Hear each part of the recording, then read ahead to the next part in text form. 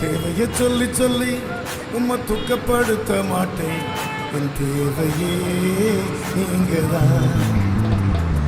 என் எண்ணத்தை சொல்லி சொல்லி நிறைவேற்றவும் சொல்ல மாட்டேன். என் இதயமே நீங்கதான். என் தேவையை சொல்லி சொல்லி உம்மை துக்கப்படுத்த மாட்டேன். என் தேவையே நீங்கதான். என் எண்ணத்தை சொல்லி சொல்லி நிறைவேற்றவும் சொல்ல மாட்டேன். என் இதயமே நீங்கதான். என் தேவனே, என் ஜீவனே, என் நண்பரே, என் சொந்தமே. என் தேவனே, என் ஜீவனே, என் நண்பரே, என் சொந்தமே. இந்த வானம் பூமியாவும் ஆளும் தேவன் நீங்கதான். உள்ளவரை பாட நீங்கதான். இந்த வானம் பூமியாவும் ஆளும் தேவன் நீங்கதான். இந்த உயிரில் உள்ளவரை பாட நீங்கதான்.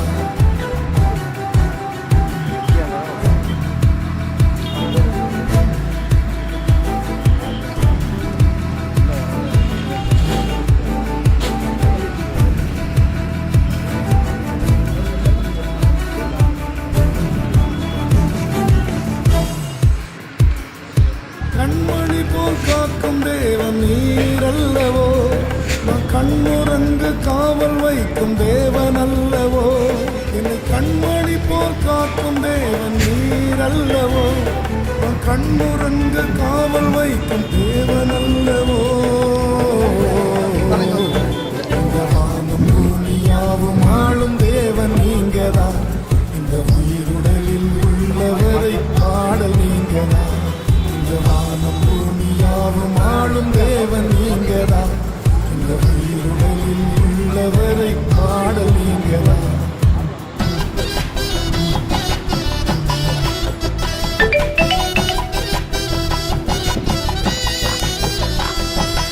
உள்ளங்கையில் என்னை வரைந்த தேவன் அல்லவோ.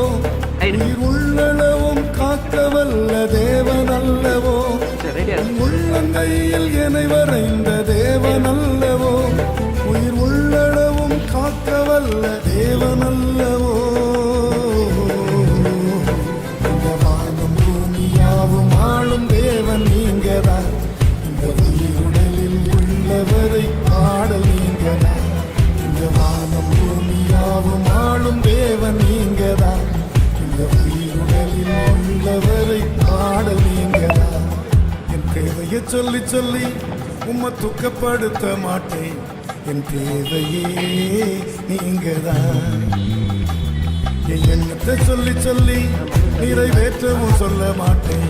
என் இதயமே நீங்கதான். என் தேவையை சொல்லி சொல்லி உம்மை துக்கப்படுத்த மாட்டேன். என் தேவையே நீங்கதான். என் எண்ணத்தை சொல்லி சொல்லி நிறைவேற்றவும் சொல்ல மாட்டேன். என் இதயமே நீங்கதான். என் தேவனே, என் ஜீவனே, என் நண்பரே, என் சொந்தமே. என் தேவனே, என் ஜீவனே, என் நண்பரே, என் சொந்தமே. இந்த வானம் பூமியாவும் ஆளும் தேவன் நீங்கதான். உள்ளவரை பாட நீங்கதான். இந்த வானம் பூமியாவும் ஆளும் தேவன் நீங்கதான். இந்த உயிருடலில் உள்ளவரை பாட நீங்கதான்.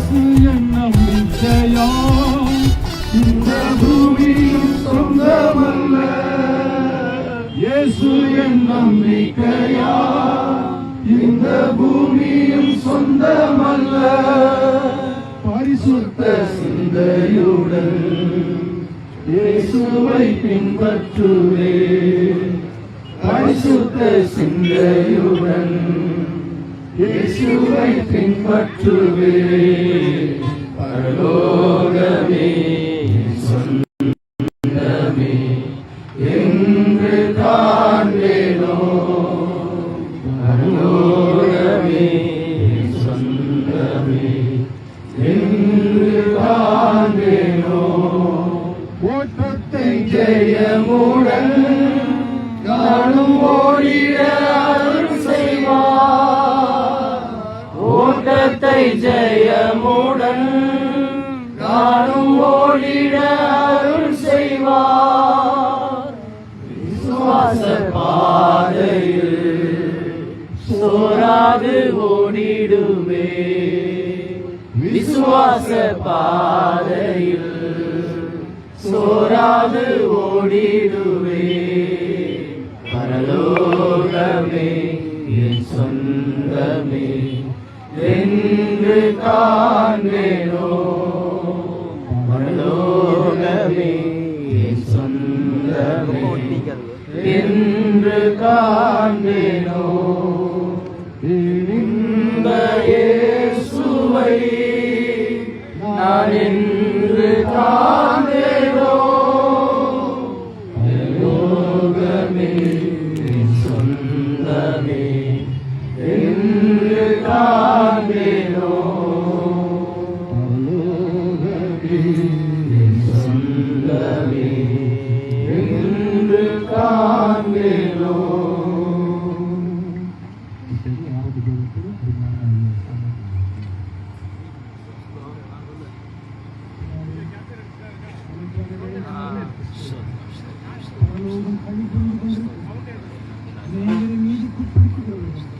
நட்சத்திரங்களை போல பிரகாசிப்பார். தேசத்தில் அருமையான பாஸ்டர் பேசி அவர்கள் விதைத்த விதை எவ்வளவோ மக்களுக்கு ஆசீர்வாதமாக அதிகாரத்தில் வாசிக்கிறோம். சகரியாத்தன் ஊழியத்து நாட்கள் நிறைவேறின உடனே வீட்டுக்கு போனான் என்று நாங்கள் வாசிக்கிறோம். ஊழியத்தை வெற்றியோடு முடிப்பு இந்த பரம ராஜ்யத்தில் பரலோகத்திலிருந்து ஒரு சத்தம் உண்டாக இருக்கிறது. கர்த்தருக்குள் மரிக்கிறவர்கள் பாக்கியவான்கள் என்று எழுதி அந்த பட்டியல் ஐயாவை இணைத்ததுக்காக ஸ்தோத்திரம். உண்மை உத்தமான ஊழியக்காரன் உன் எஜமானுடைய சந்தோஷத்துக்குள் அந்த நல்ல சாட்சியை பெற்றதுக்காக ஸ்தோத்திரம். பாஸ்டர்மா பிள்ளைகள் பேர பிள்ளைகள் சபையின் மக்கள் எல்லா மக்களையும் நீர் ஆறுதல் படுத்தும். ஒரு நாள் பாஸ்டர் வந்து நாங்கள் பார்ப்போம் என்ற நம்பிக்கைக்காக ஸ்தோத்திரம். மீதமுள்ள பகுதியில் எங்களோடு நீர் பேசுவோம். இயேசுவின் நாமத்தில் ஆமென். அருமையான ஸ்டீஃபன் தேவகுமார் ஐயா அவர்கள் தொடர்ந்து நடத்துவார்கள். ஆண்டவருக்கு மகிமை உண்டாவதாக. நாளிலே இந்த அருமையான தேவ மனிதனை நான் 1989 ஆண்டு நான் அவரை சந்தித்த இடமே வித்தியாசமானது. கொஞ்சம் கவனமாக கேளுங்க. இவருடைய அரியலூருக்கு வந்தாருங்க. என்னோட நண்பர் ஒருவர் பெங்களூரில் ஜாக்சன் ஒருத்தர் இருக்கிறார். அவர் ஒரு நாள் எங்கள் வீட்டுக்கு வந்தார். கொஞ்சம் அமைதியாக இருங்க. அவர் அந்த தம்பி அமைதியா இருக்க சொல்லுங்க. திடீர்னு ஒரு நாள் அவரை ஒரு காலை வேளையில் ஒரு ஹோட்டலுக்கு கூட்டிகிட்டு போகிறேன். போகும்போது டவுட்டன் கேஃப் பக்கத்தில் அருமையான ஐயா காஃபி சாப்பிட்டுருந்தார். அந்த பெங்களூர் ஒரு பெரிய போதகர். அவர் ஒரு பெரிய பெங்களூர் பட்டணத்தில் நம்பர் 1 பாஸ்டர்.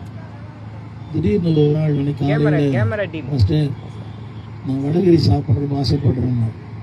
நம்மளுக்கு அந்த ஆசை. 2-3 ஹோட்டலுக்கு போனேன், இல்லை. டவுட்டன் கேஃபுக்கு போகும்போது ஐயா உட்காந்துருந்தார். அவர் ஜாக்சன் அந்த இப்போ என்ன பண்ணுறீங்கன்னு, நான் பெங்களூர்னு வந்திருக்கிறேன், ஊழியத்துக்காக பார்த்துருக்கிறேன்னு சொன்னார். சாம் பாக்கியநாதன் அவர் உடல்நிலை சரியில்லாதனால நான் வேறு எங்கேயாவது ஊழியம் பண்ணலாம் ஐயா அப்படின்னு நினச்சார். அதனால இப்படி சொன்னேன், அரியலூரில் ஒரு ஊழியம் இருக்குதுயா, வந்து பார்க்குறீங்களான்னு கேட்டேன். உடனே சொன்னார் நான் வந்து பார்க்குறேன்னு. ஸோ அவரும் பாஸ்டரும் ஒரு நாள் வந்தாங்க. நானும் அன்றைக்கி வந்தேன். ஒரு மாடி வீட்டில் அந்த கூட்டம் ஐயா பேசினார். தொடர்ந்து நான் கேட்டேன், இங்கே ஊழியம் பண்ணுறீங்களான்னு கேட்டேன். ஊழியம் பண்ணுறேன்னு சொன்னார். தொடர்ந்து அந்த வாடகை வீட்டில் சபை நடத்தியிருந்தோம். அப்போது அருமையான நம்ம ஜேம்ஸ் எட்வர்ட் அவங்களுடைய தகப்பனார், தாயார், பவுல் பாஸ்கர் இவங்கெல்லாம் சபை இருந்தாங்க. இப்போ கொடுத்த இடம் வாங்கி ஏறக்குறைய 16 ஆண்டுகள் இந்த அரியலூர் திறந்தவார் சபையில் ஒரு ஊழியனாய் மேய்ப்பனாக இருந்தார். இதை பற்றி நான் சொல்ல வேண்டுமானால் எப்படி சொல்லலாம், நல்ல மனிதன், நல்ல கணவர், நல்ல தகப்பன், நல்ல ஊழியர். திரும்ப சொல்லுகிறேன், good man, good husband, good father, good pastor. இது எல்லாரும் சொல்ல முடியாது. இப்படி சொன்னவங்களுக்கு புரியும். அநேகருக்கு நல்ல ஆரம்பம், ஒரு சிலருக்கு தான் நல்ல முடிவு. Many have good beginnings, but few have good endings. இன்னைக்கு நான் இந்த அடக்கான வரும்போது ஒரு பாஸ் சொன்னார், மரிச்சா எப்படி மறிக்கணும் அப்படின்னார். இதுதான் வாழ்க்கை. அம்பானியாய் மறிப்பதை விட ஆண்டுடைய ஊழியனாய் மறிப்பது ஆசீர்வாதம். 87ஆம் சங்கீதம் 5ஆம் வசனம். 87ஆம் சங்கீத வசனம். அதில் ஒரு வார்த்தை இருக்குது, இன்னான் இன்னான் இங்கே பிறந்தான், வளர்ந்தான், வாழ்ந்தான் என்று சொல்லப்படும். திரும்ப சொல்லுகிறேன், 87ஆம் சங்கீதம் 5ஆம் வசனம். இன்னான் இன்னான் அங்கே பிறந்தான், வளர்ந்தான், வாழ்ந்தான் என்று சொல்லப்படும். தர படிக்கிறீங்களே? சீயோனை குறித்த அந்த இடத்துல பாஸ்டர் வெஸ்லி குறித்து திரும்ப ஒரு முறையாக பாஸ்டர் வெஸ்லி குறித்து எல்லாம் சேர்ந்து சொல்வீங்களா? இது அடிக்கடி படிக்கிற வசனம் இல்லை, படிச்சது தொட்டு இருக்காது. சொல்லுங்க, பாஸ்டர் வெஸ்லி குறித்து இன்னான் இன்னான் பிறந்தான், வளர்ந்தான், ஊழியம் செய்தான் என்று இங்கும் சொல்லப்படும், அங்கும் சொல்லப்படும். நம்புறீங்களா? இங்கும் சொல்லப்படும். அடுத்த வசனத்தை போட்டிருக்குது, தேவன் நம்ம என்னெல்லாம் பண்ணாரோ அதெல்லாம் தொகையிடுகிறார். அடுத்த வசனத்துல 6ஆம் வசனத்துல God records, அவர் பேர் ஜனங்களை தொகையிடுகிறார். So God records everything what Pastor Wesley has done. அவர் என்னெல்லாம் பண்ணாரோ அதெல்லாம் பரலோக தொகையிடப்பட்டிருக்குது. கரங்களை உயர்த்தி ஆமீன் சொல்லப்படும். கவனிங்க, நான் நேற்றிலிருந்து இந்த ஆன்லைனில் பார்த்துட்டு இருக்கிறேன். எங்கள் வீட்டில் எல்லாரும் நான் இன்னைக்கு வரைக்கும் பார்த்துட்டு இருக்கிறேன். நிறைய பேர் சொன்னாங்க, அது உங்களுக்கு எனக்கு சொல்லப்படுமா என்பதான் கேள்வி. இந்த சாட்சி அவருக்கானது அல்ல. நம்மளை பற்றி ஜனங்க என்ன சொல்லுவாங்க, என்னை பற்றி என்ன சொல்லுவாங்க? திரும்ப சொல்லுகிறேன், ஆரம்பம் முக்கியம் அல்ல, நம்முடைய முடிவு முக்கியம். ஆங்கிலத்தில் ஒரு பழமொழி இருக்கிறது, it is not how long I live will be evaluated, how well I live will be evaluated. எவ்வளவு காலம் வாழ்ந்தோம் முக்கியம் அல்ல, எப்படி வாழ்ந்தோம். மித்துசலாம்னு ஒருத்தர் இருந்தார், 969 வருஷம் வாழ்ந்தார். அவரை பற்றி 2 வார்த்தை, பிள்ளைகளை பெற்றான், மரித்தான். இது 2 தவிர சொல்ல ஒன்றுமே இல்லை. ஆனால் இந்த ஐயா பேர் சொல்றது நிறைய இருக்கு. இத்தனை பேர் சொன்னாங்க. நானும் சொல்றதுக்கு தான் காலை 4:30 மணிக்கு இன்னொரு ஊர்லேருந்து புறப்பட்டு இங்கே வந்தேன். சொல்லுங்க, சொல்லப்படும் உங்களை பற்றி. இன்னான் இன்னான் பிறந்தான், வளர்ந்தான், ஊழியம் செய்தான், இங்கும் சொல்லப்படும், அங்கும் சொல்லப்படும்.